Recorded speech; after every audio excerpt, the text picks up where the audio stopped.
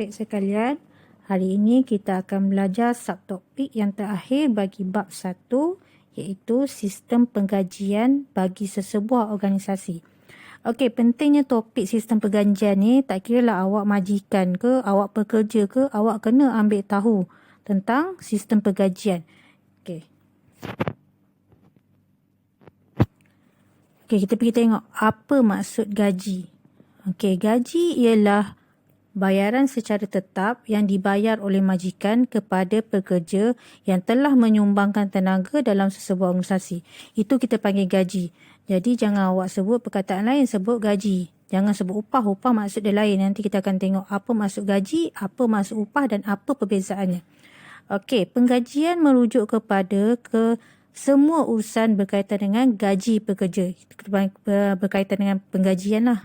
Tujuan penggajian adalah untuk menarik minat pekerja untuk berkhidmat dalam organisasi.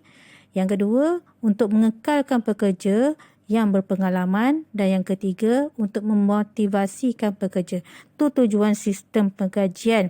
Macam contohlah pekerja baru nak masuk dalam sesebuah organisasi atau menyertai sesebuah organisasi.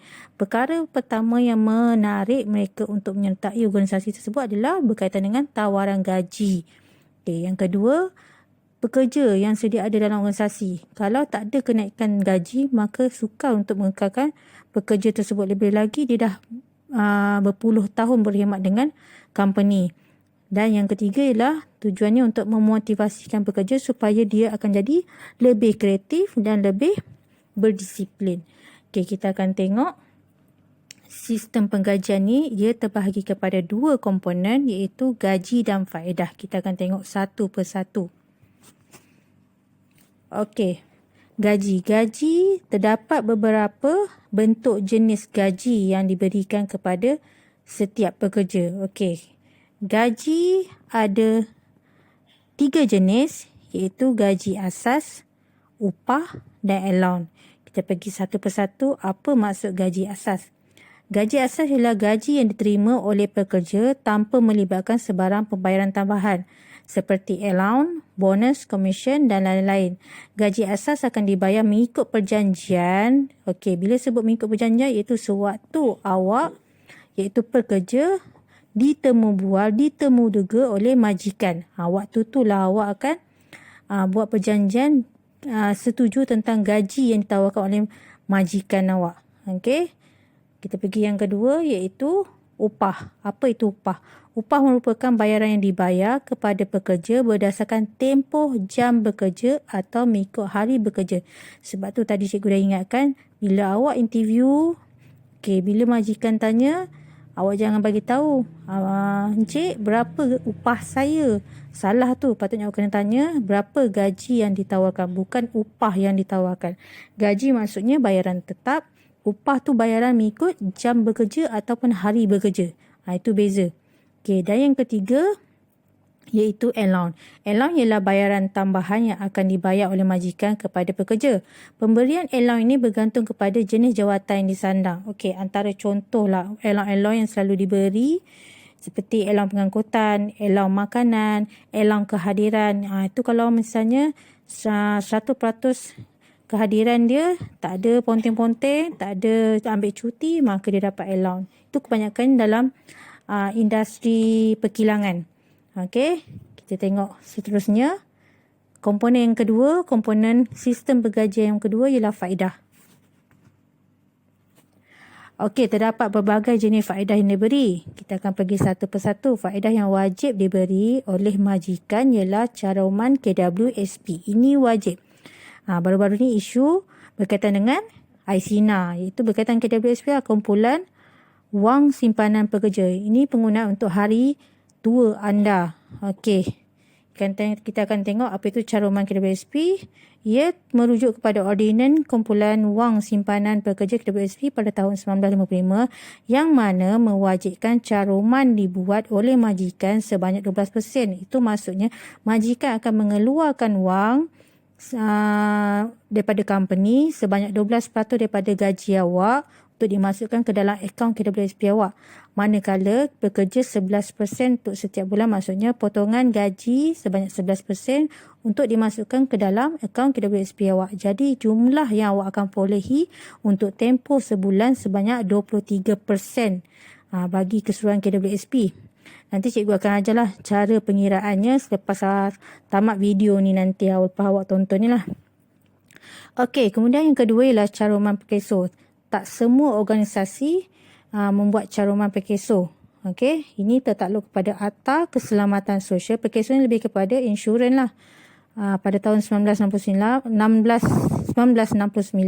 yang mana mewajibkan pihak majikan mengambil insurans pampasan pekerja, iaitu caruman majikan sebanyak 1.25% dan pekerja 0.5% daripada gaji bulanan. Pengiraan dia, konsep dia sama saja macam KWSP, yang mana tujuannya lah untuk melindungi majikan daripada tuntutan pekerja. Kadang-kadang pekerjaan yang berisiko, contohnya menyebabkan kemalangan, kecederaan ataupun kematian, ataupun menyebabkan kecacatan kekal. Jadi mengelakkan daripada pekerja tadi membuat tuntutan terus kepada majikan, maka pekerja tadi boleh buat tuntutan melalui perkeso ni tadi. Okey, kemudian kita pergi kepada ini contoh jadual pengiraan KWSP. Awak boleh google lah, cari ada jadual dia, berapa tangga gaji awak dan berapa potongan, dan awak boleh kira secara manual. Nanti waktu habis video, tamat video nanti awak akan belajar, cikgu akan ajar lah. Okey, faedah yang ketiga ialah berkaitan dengan komisen. Okey, komisen ialah ganjaran yang diberikan kepada pekerja yang terlibat dalam aktiviti jualan. Jumlah komisen bergantung kepada jumlah jualan yang dilakukan oleh pekerja. Ini merujuk kepada sasaran jualan ataupun sasaran yang telah ditetapkan oleh company dalam sesebuah pasukan. Okey, ingat balik tak tajuk yang berkaitan dengan KPI, iaitu target yang telah ditetapkan. Jadi kalau misalnya company telah menetapkan sasaran 100 jualan bagi setiap komisen yang diterima, maka kalau capai sasaran 100 jualan, maka dapatlah komisen tersebut. Okey, yang keempat, pinjaman keuangan. Okey, tak semua juga company yang memberi pinjaman kewangan. Ini bergantung kepada keadaan company tersebut, keadaan kewangan lah terutamanya. Okey, pinjaman kewangan adalah faedah yang disediakan oleh perniagaan mengikut syarat-syarat yang ditetapkan. Maksudnya dalam istilah lain kita pernah dengar, iaitu advance bulan. Maksudnya dia ambil duit gaji dia nak pinjam, dia nak minta duit, penggunaan duit tu awal bulan. Jadi masa tarikh pembayaran gaji dia akan dibuat potongan berdasarkan pinjaman yang telah dibuat tadi. Okey, kemudian kita pergi kepada seterusnya, bonus tunai. Okey, bonus tunai ini adalah bergantung kepada keadaan ataupun kemampuan sesebuah syarikat. Okey, bonus tunai merupakan penghargaan yang dibayar secara tunai kepada pekerja pada akhir tempoh tertentu berdasarkan prestasi perniagaan. Okey, ada setengah company yang mampu memberi 2 bulan gaji, itu bonus 2 bulan gaji.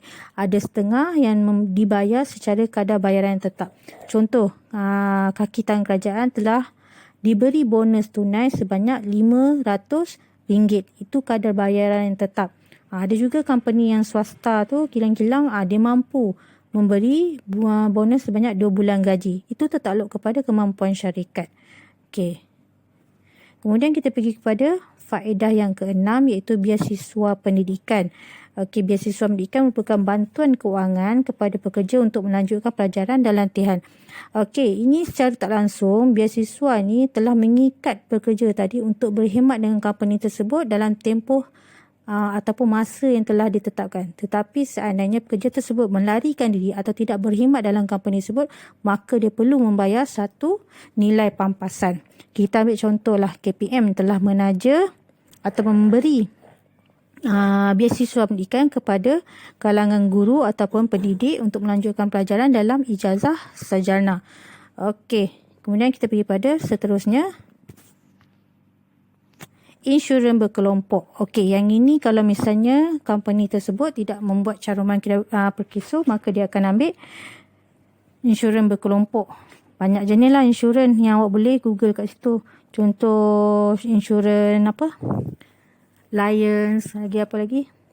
Banyaklah jenis Okey, insurans berkelompok ni merujuk kepada majikan membayar premium. Premium tu bermaksudnya kadar bayaran bulanan ataupun secara tahunan kepada syarikat insurans untuk melindungi majikan dan pekerjanya apabila berlaku risiko semasa bekerja. Bila sebut risiko, ada pelbagai jenis risiko seperti kemalangan, kecederaan, kematian ataupun kehilangan-upayaan.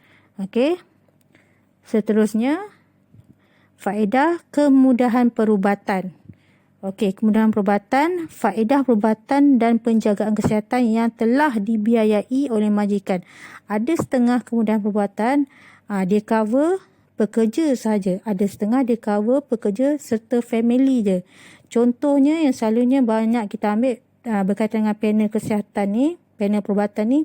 Kalau dekat sekitar kawasan kita ni, contohnya Hospital Penawar, Hospital KPJ. Okey. Yang kita pergi faedah yang ke-9 iaitu kemudahan cuti. Okey, mana-mana company ataupun institusi sama ada kerajaan ataupun swasta akan memberi kemudahan cuti dan awak kena faham apa itu kemudahan cuti yang akan diberikan kepada pekerja. Okey, kemudahan cuti ni akan diberikan kepada pekerja mengikut tahun perkhidmatan. Kalau misalnya awak baru berkhidmat, jangan awak nak bandingkan dengan cuti tahunan yang awak dapat berbanding dengan pekerja yang lama. Pasti bilangan dia tak sama. Okey, kita akan tengok apa huraian dia. Okey, kemudahan cuti akan diberikan kepada pekerja mengikut tahun perkhidmatan merangkumi cuti tahunan, cuti sakit, cuti rehat, cuti bersalin dan sebagainya. Kalau sekarang ni cuti bersalin untuk bagi yang perempuan adalah 90 hari iaitu 3 bulan. Manakala pasangan dia, suami dia akan mendapat cuti selama 7 hari. Okey, kemudian kita akan pergi kepada faedah yang ke-10 iaitu tempat penjagaan anak-anak. Yang ini tak semua company atau institusi mampu menyediakan tempat jagaan ataupun asuhan anak-anak. Okey, ini merujuk kepada kemudahan penjagaan anak-anak di tempat kerja yang telah disediakan oleh majikan. Okey, kita pergi pada faedah yang seterusnya iaitu kemudahan keselamatan. Ini penting, mana-mana organisasi perlu ada kemudahan keselamatan bagi menjamin keselamatan pekerja mengikut SOP yang telah ditetapkan oleh setiap organisasi. Okey, kemudahan keselamatan ialah penyediaan alat keselamatan dan persekitaran kerja yang selamat supaya pekerja tidak terdedah daripada ataupun terdedah kepada sebarang risiko. Tak kira risiko dalam bentuk kebakaran, kemalangan, kecederaan. Okey, apa contoh-contoh penyediaan alat keselamatan seperti CCTV, pemadam api, pintu kecemasan, okey, kemudian peralatan keselamatan, pakaian dan sebagainya. Dan yang terakhir ialah kemudahan penginapan. Okey, itu tempat tinggal yang disediakan oleh majikan kepada pekerja, contohnya hostel ataupun rumah sewa bagi pekerja-pekerja yang baru saja tiba di organisasi yang disediakan.